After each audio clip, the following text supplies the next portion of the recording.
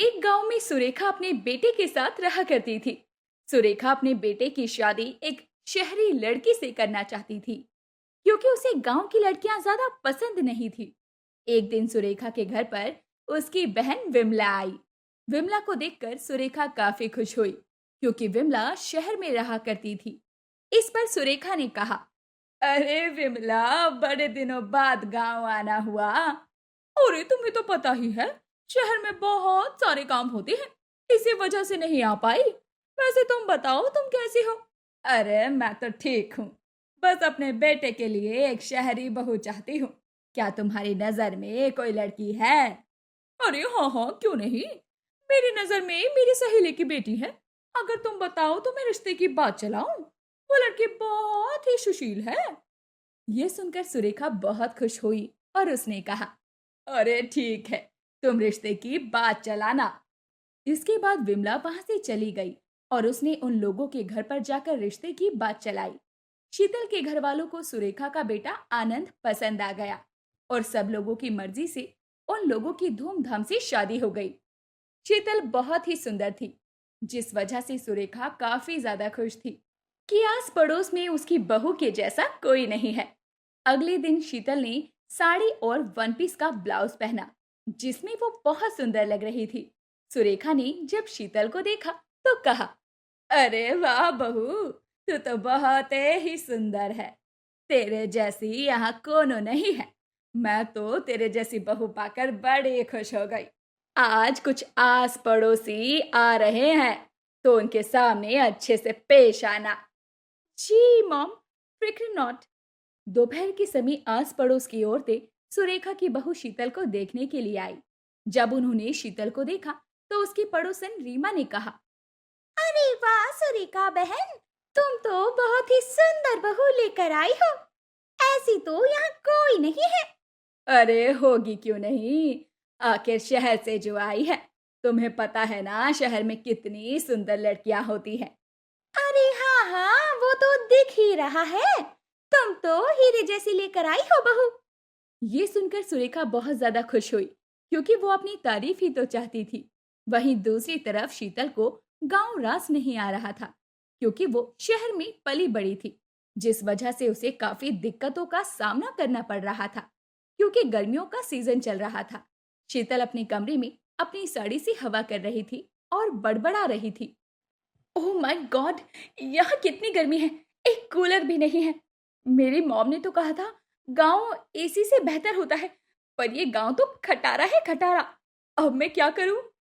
तभी सुरेखा वहां पर आई और बोली, अरे बहू, खाना नहीं बनाना है क्या? शाम हो गई है, खाना बना ले। मुझसे नहीं होगा मॉम, आप खुद ही बना लीजिए। वैसे भी यहाँ बहुत गर्मी है, मुझे गर्मी लग रही है। आपके यहाँ पर तो कूलर एसी भी नहीं है। क्या?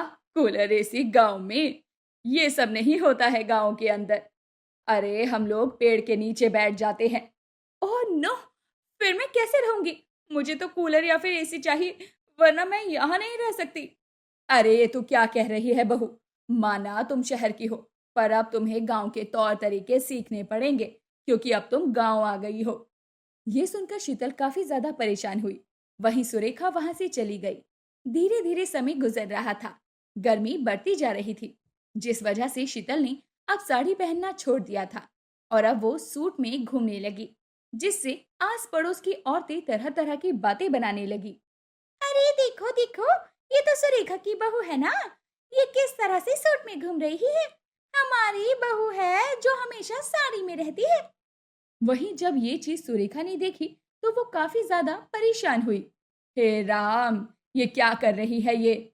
अरे ये तो मेरी नाक कटवा कर रहेगी। गांव में भला ऐसे कपड़े कौन पहनता है?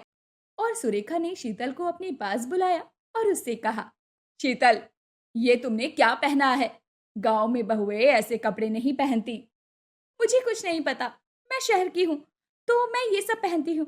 और वो तो भला मानिए कि मैंने वन पीस नहीं पहना। क्या? ये क्या होता है? अरे ये इससे भी शॉर्ट होता है मॉम। आपको पता नहीं शहरी बहू कैसे रहती है, वो कितनी मॉडर्न होती है। ये कहकर शीतल वहां से चली गई। वो अक्सर अपने लिए बाहर से ऑर्डर किया करती, कभी पिज्जा तो कभी बर्गर, जिस वजह से सुरेखा परेशान रहा करती, क्योंकि सारा काम उसे ही करना पड़ता था। हे भगवान, मैं तो शहर की बहू लाकर ही पछता रही हूँ। अब मैं करूँ तो क्या करूँ? तभी वहां सुरेखा का बेटा आनंद आया और बोला, क्या हुआ माँ? आप इतनी परेशान क्यों लग रही हो? तेरी बहू की वजह से। और किस वजह से? अरे वो घर का कोई काम नहीं करती, सारा काम मुझे ही तो करना पड़ता है। मैंने तो आपसे पहले ही बोला था कि शहर की बहू मत लाइए, पर आप ही थी, आपको ही भूत चढ़ा हुआ था। अब झेलिए, मुझसे कुछ मत कहिए। ये सुनकर सुरेखा काफी ज्यादा परेशान हुई, क्योंकि वो तो सोच रही थी उसका बेटा उसका साथ देगा, पर आनंद शीतल की तरफ था। ये सब देखकर उसने विमला को फोन मिलाया और कहा, अरे विमला, कैसी लड़की से शादी करवा दी है? ये तो मेरी नाक कटवा रही है। अरे ये तो यहाँ पर मॉडर्न बहू बनकर घूम रही है। अरे तो तुझे ही तो शहर की बहू चाहिए थी ना? तो फिर शहर की बहू तो ऐसी ही होती है। अरे पर तूने तो कहा था वो बहुत ही सुशील और संस्कारी है। अरे हाँ, तो वो सुशील और संस्कारी है तो आखिर शहर में भी तो सभी ऐसे ही रहते हैं। अच्छा मैं फोन रखती हूँ, मुझे काम है। ये कहकर विमला ने फोन रख दिया। अब सुरेखा को कुछ समझ नहीं आ रहा था कि वो क्या करे। और एक दिन जब आनंद और शीतल बाहर घूमने के लिए जा रहे थे, तो सुरेखा ने उन्हें रोका और कहा, अरे सुनो आनंद, अब मुझसे नहीं झेला जाता, तुम अपनी बीवी को तलाक दे दो। ये माँ, आप क्या कह रही हैं? मैं शीतल से प्यार करता हूँ, मैं इसको तलाक नहीं दे सकता। हे भगवान, मैं तेरे लिए इससे अच्छी लड़की ढूंढ दूंगी। गांव में बहुत अच्छी अच्छी लड़कियां हैं, पर तू इसे तलाक दे दे बेटा। मैं इसे और नहीं झेल सकती। क्यों? तब तो आपको गांव की लड़कियां पसंद नहीं थी, तो आपको शहर की लड़की चाहिए थी, और अब आप चाहती हैं कि मैं इसको तलाक दे दूं? नहीं, मैं इसको तलाक नहीं दूंगा।